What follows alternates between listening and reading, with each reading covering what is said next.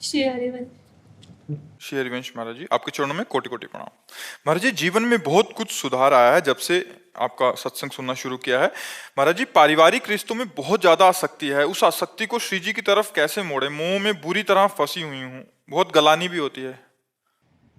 हाँ, भगवान की माया का यही प्रबल प्रभाव है कि जीव शरीर और शरीर के संबंधी भोग और शरीर संबंधी रिश्ते नाते इसी में पूरा जीवन व्यतीत कर देता है। या तो शरीर संबंधी भोगों में या शरीर संबंधी रिश्ते नातों में, लेकिन आत्म संबंधी जो हमारे परम प्राण प्यारे भगवान हैं उनसे हमारा लगाव नहीं हो पाता। वो लगाव तभी होगा जब हम नाम जप करेंगे।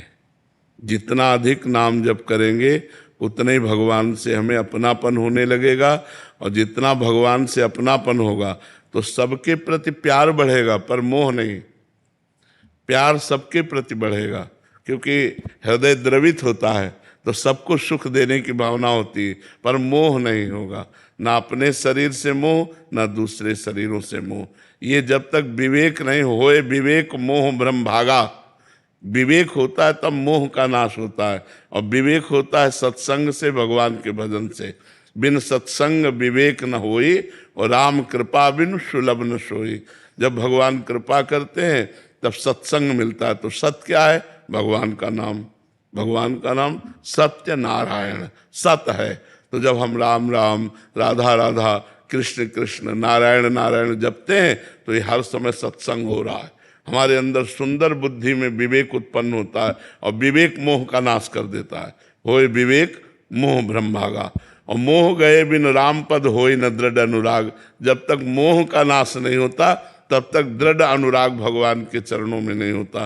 तो सत्संग सुनो और नाम जप करो, फिर देखो मोह नष्ट हो जाएगा। सत्संग सुनो, नाम जप। प्रहलाद कुमार जी। श्री हरिवंश। महाराज जी, आपके चरणों में कोटि कोटि प्रणाम। महाराज जी, मैं एक जवान हूँ, एक सैनिक हूँ। आपके द्वारा जो सैनिकों के बारे में बताया है उसी की तरह चलने का प्रयास भी कर रहा हूँ और भजन भी कर रहा हूँ। मुझे आंतरिक शांति तो मिल रही है, लेकिन इस शरीर के संबंधी जिन लोगों से मुझे कष्ट मिला है, वो जब सामने कभी आते हैं तब मुझे उनका बुरा व्यवहार मेरे दिमाग में घूम जाता है, जिससे मेरा मन अशांत हो जाता है। उस समय विचार कीजिए कि ये व्यक्ति बुरा नहीं है, इससे मेरे लिए बुरा करवाया गया है। क्योंकि मेरा कोई कर्म ऐसा था जिस कर्म को नष्ट करना था, तो भगवान ने इस समय उसकी वो वृत्ति कर दी कि मेरा अपमान किया, मेरी हानि की, मेरे प्रतिकूल बोला, मेरे प्रतिकूल आचरण किया। उसमें इस बेचारे का क्या दोष? मेरा ही कर्म, निजकृत कर्म भोग सुन भ्राता। मेरा ही कर्म था जिस कर्म ने मुझे दुख दिया, तो उस पर गुस्सा न करे। कोई हमें दुख सुख नहीं दे सकता, ये बात ध्यान रखना। हमारा कर्म ही हमको दुख सुख देता है। वो किसी की खोपड़ी में बैठकर निमित्त किसी को भी बना ले, यार ये आदमी हमें पहचानता भी नहीं लेकिन हमें बड़ा सुख दिया। और एक आदमी है कि जरा सा धक्का लग गया, पिट दिया, और बड़ा वैर और बड़ा विरोध खड़ा हो गया, वो कर्म हमारा। एक गौतमी नाम की तपस्विनी जंगल में रहती थी, महाभारत की कथा है, भगवान व्यास देव जी ने लिखा है। तो उनके एक पुत्र था, उस पुत्र को एक सांप ने काट लिया, और वो जो जंगली कोल भील होते हैं वो उनके पुत्र को लाकर कहा, देवी आपका पुत्र मर चुका है और इसको सांप ने काटा है। वो बहुत तपस्विनी थी और मंत्रवेत्ता थी। उन्हें तुरंत सर्प का आकर्षण किया और सामने बुलाया और कहा, मैं तुम्हें भस्म कर दूंगी, तुमने हमारे पुत्र को मारा। ध्यान से सुनना। तो सर्प ने कहा, आप भस्म कर सकती हैं, लेकिन मैंने नहीं काटा, मेरे से कटवाया गया है। किसने कटवाया? बोले मृत्यु ने। तुम्हारे बालक के ऊपर जो मृत्यु का आक्रमण हुआ उसने मुझे निमित्त बनाकर कटवाया। तो उनकी बात समझ में आ गई, तपस्विनी थी, उन्होंने मृत्यु का आकर्षण किया। मृत्यु से कहा, मैं तुम्हें भस्म कर दूंगी, तुमने बालक को सर्प से कटवाया। तो उसने कहा, मैंने नहीं कटवाया, काल ने। काल के द्वारा मैं मृत्यु प्रेरित थी, और मैं मृत्यु से प्रेरित होकर सर्प ने काटा। मैं तो एक निमित्त, मृत्यु ने कहा, वो तो काल है। काल का आकर्षण किया, और काल महाबली भगवान का स्वरूप है। उन्होंने कहा तुमने हमारे पुत्र को क्यों मृत्यु से प्रेरित करके, सर्प से प्रेरित करके कटवाया? तो काल ने कहा हमने नहीं किया, तुम्हारे बालक के कर्म ने। कर्म से प्रेरित काल, काल से प्रेरित मृत्यु, मृत्यु से प्रेरित सर्प। घूम के बाद कहा है कि तुम्हारे बालक का कर्म ऐसा था जिससे इसको सर्प ने काटा। तो अगर हम विवेक के द्वारा देखें तो हमारा कर्म ही, वो बैठे किसी की खोपड़ी में, हमको दुख या सुख जो मिलता है वो निज कृत कर्म भोग सुन भ्राता, अपने किए हुए काम में फल मिलता है। तो कोई आदमी हमारे साथ दुश्मनी कर रहा है तो मेरे ही किसी जन्म का कर्म या इस जन्म का कर्म उसके दिमाग में बैठकर मुझे प्रतिक्षण दुख दे रहा है, इसलिए मुझे सहन करना चाहिए और उस व्यक्ति को क्षमा करना चाहिए, क्योंकि कर्म मेरा ही उसके ऊपर सवार है। ईमानदारी से सत्य बात मानिए, ऐसे कोई दुख सुख किसी को नहीं देता है। महाराज जी, ये बात दिमाग से निकल कैसे जाएगी? नाम जप करो, नाम जप करो, नाम में बड़ी सामर्थ्य हो, निकाल के बाहर कर देगी। नाम जप करो, नाम जप। उपकार सिंह जी, नमस्कार महाराज जी। वाहिगुरु जी का खालसा, वाहिगुरु जी की फतेह। महाराज जी, मैं एक रेस्टोरेंट बिजनेस चलाता हूँ, लेकिन मेरी एक कमजोरी है, अगर कोई मुझे कुछ कह देता है या थोड़ा सा भी उल्टा बोल देता है तो मैं बहुत परेशान हो जाता हूँ और मेरा मन काम से उठ जाता है। नहीं नहीं, ये कमजोर स्थिति है, इसे अच्छी बात नहीं कहते, बहुत कमजोर स्थिति है। हमें चाहिए कि अगर हमको कोई कह रहा है तो हम उसका उत्तर दें, आवश्यक है तो। हमें अपने व्यापार से, अपने कर्तव्य से, अपने ग्राहकों से, अपने समाज से उबना नहीं चाहिए। कुछ समाज में ऐसे भी लोग हैं जो डिस्टर्ब हैं, कई तरह के डिस्टर्ब होते हैं, बहुत अच्छी पोशाक में भी डिस्टर्ब होते हैं। अब वो आपसे खा करके वो लड़ेगा। हमको चाहिए उनके डिस्टर्ब में हम डिस्टर्ब ना हो, हम डट करके सामना करें, अपनी सफाई पेश करें। किसी भी तरह से हमको हारना नहीं है, हमको परास्त नहीं होना, हमको इतना गुस्सा नहीं कर लेना कि हम भी अपराधी बन जाए। आपके सपने में रोज सुदर्शन चक्र आता है? अरे बड़ी बढ़िया बात है यार, एक दिन मांग ले उनसे, कह दे। अब ऐसे भगवान का पार्षद, बहुत दिव्य पार्षद है सुदर्शन जी। वो असुरों का संहार करते हैं, जिनको कोई नहीं मार सकता। सुदर्शन चक्र जी उनका हिसाब किताब बराबर कर देते हैं। वो भगवान के पार्षद हैं। अगर भगवान के किसी शंख चक्र गदा पद्म सुदर्शन आदि का भी दर्शन हो तो मानना चाहिए भगवान की बड़ी कृपा हमारे ऊपर है, ऐसा मानना। जैसे सुबह आप चलते हैं, ऐसा लगता है कि शिव की बारात जा रही हो और सारे आपके हाँ। और गुरुदेव जब आप यहाँ पे वचन देते हैं और बाबा जी वो करते हैं तो ऐसा लगता है कि अर्जुन जिस प्रश्न पूछ रहे हो और श्री कृष्ण स्वरूप में आप हमें जवाब। जाकी रही भावना जैसी प्रभु मूर्ति देखी तीर्थ। आपकी भावना विशुद्ध है, इसलिए आपको ऐसा नजर आता है। अनिल मिश्रा जी, दिल्ली से। महाराज जी, आपके चरणों में कोटि कोटि नमन। महाराज जी, धर्म, अर्थ, काम और मोक्ष में संतुलन कैसे बनाए रखें? जब हम धर्म के द्वारा अर्थ कमाएंगे तो हमारी कामनाएं हमको रोक नहीं पाएंगी, हम मोक्ष के अभिलाषी बन जाएंगे।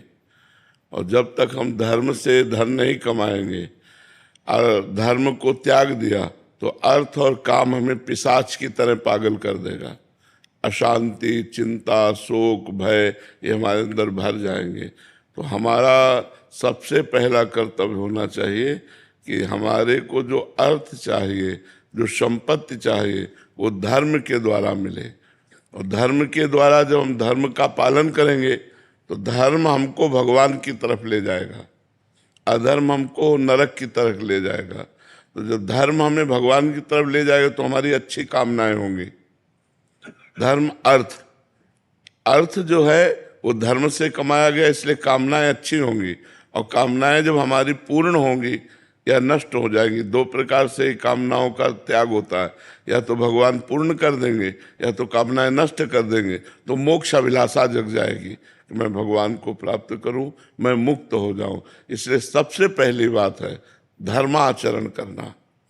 अब धर्म क्या है और अधर्म क्या है ये जानने के लिए हमें शास्त्रों का स्वाध्याय, संतों का संग करना पड़ेगा, जिससे हमें ये पता चले कि जो हम कार्य कर रहे हैं वो धर्म पूर्वक है या अधर्म पूर्वक। तस्मात् शास्त्रम प्रमाणम ते कार्य अकार्यो व्यवस्थित। कार्य करना है कि ये अकार्य है, इसका विधान शास्त्र करता है। तो हमें श्रीमद् भागवत का, श्रीमद् भगवत गीता जी का, वेदों का जितना हमारी पहुंच है स्वाध्याय करना चाहिए, तो हमें पता चल जाएगा ये करना चाहिए और ये नहीं करना चाहिए। जिसे संत और शास्त्र कहते करना चाहिए उसे धर्म कहते हैं, और जिसे संत शास्त्र कहते नहीं करना चाहिए उसे अधर्म कहते हैं। धर्म के द्वारा कमाए हुए धन से पवित्र कामनाएं उत्पन्न होती हैं, पवित्र कामनाएं फिर मोक्षाभिलाषी बना देती हैं। इसीलिए धर्म, अर्थ, काम, मोक्ष ये 4 पुरुषार्थ लिखे हुए हैं। महाराज जी, इन्हीं का प्रश्न है कि सनातन धर्म का वास्तविक अर्थ क्या है महाराज जी? ब्रह्म, सनातन ब्रह्म है, सनातन राम है, सनातन कृष्ण है, सनातन संपूर्ण जगत है। ये वायु सनातन है, ये सूर्य सनातन है, ये चंद्र सनातन है, ये भूमि सनातन है, चराचर जगत उसी सनातन से प्रकट हुआ है। सनातन ब्रह्म है तो सनातन से ही प्रकट हुआ है। जैसे ब्रह्म अनंत है ऐसे सनातन अनंत है। सनातन किसी व्यक्ति के धर्म का नाम नहीं है, सनातन पर ब्रह्म परमात्मा है। भगवान श्री कृष्ण सनातन है, भगवान श्री राम सनातन है। जब भगवान सनातन है तो चराचर जगत उसी सनातन से उत्पन्न हुआ है। ये वायु सनातन है, ये सूर्य सनातन है, ये चंद्र सनातन है, ये भूमि सनातन है, ये अग्नि सनातन है, ये समस्त देवता सनातन है। कहाँ तक वर्णन करें? जैसे भगवान अनंत है ऐसे सनातन अनंत है। सनातन किसी व्यक्ति के धर्म का नाम नहीं है। सनातन आकाश है, आकाश की तरह व्याप्त सनातन है। सनातन के सिवा कुछ है ही नहीं, जो है वो सनातन में। भूमि में तो सब है, आकाश के नीचे तो सब है, सूर्य चंद्र के प्रकाश से ही तो सब जीवित है। सबके प्राणों का पोषण वायु से होता है, वायु सनातन है, अग्नि सनातन है। सब सनातन में उत्पन्न होते हैं, सनातन में पलते हैं और सनातन में ही लय हो जाते हैं, क्योंकि सबका मूल सनातन है और सनातन ब्रह्म है। समझ पा रहे? सनातन किसी व्यक्ति का एक धर्म मात्र नहीं है, संपूर्ण सृष्टि का जो धर्म है वो सनातन है, वो ब्रह्म है। जैसे आकाश सनातन तो फैला हुआ है, चाहे जहाँ चले जाओ, ऐसे चाहे जहाँ चले जाओ वो सनातन तत्व ब्रह्म विराजमान है, तो सनातन ही है। कोई भी जीवित है वायु से जीवित है, वायु सनातन है। समझ पा रहे आप? स्मिता जी, महाराज जी प्रणाम। महाराज जी, मैं जम्मू कश्मीर सरकार में कमिश्नर के पद पर कार्यरत हूँ। इस भाग दौड़ भरी जिंदगी में प्रभु मनन, चिंतन, भजन का समय अधिक नहीं मिलता। क्या मैं अपने सरकारी कर्तव्यों को ही प्रभु सेवा मानूं या केवल अपना कार्यभार मानूं? नहीं, परिवार के सेवा को भी भगवान की सेवा और सरकारी सेवा को भी भगवान की सेवा माननी है, पर साथ में नाम जप करना है। मामनुस्मर युद्ध च, युद्ध माने अपने कर्तव्य का पालन, और मामनुस्मर भगवान करे मेरा स्मरण।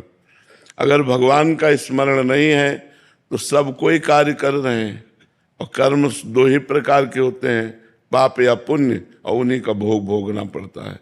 अगर हम भगवान का नाम जप कर रहे हैं और अपने कर्म को भगवान की सेवा मानकर कर्म को भगवान को समर्पित करते हैं, तो इससे हमारा भगवत प्राप्ति का मार्ग पुष्ट हो जाएगा। जैसे 4 घंटे हमने कोई काम किया, सांसारिक है, घोर सांसारिक है, बीच बीच में राधा राधा स्मरण किया, और उस 4 घंटे को, हे प्रभु ये जो 4 घंटे हमने कार्य किया ये आपको समर्पण करते, कृष्णार्पणम मस्तु, तो वो 4 घंटे आपके भगवान की सेवा के समर्पित हो।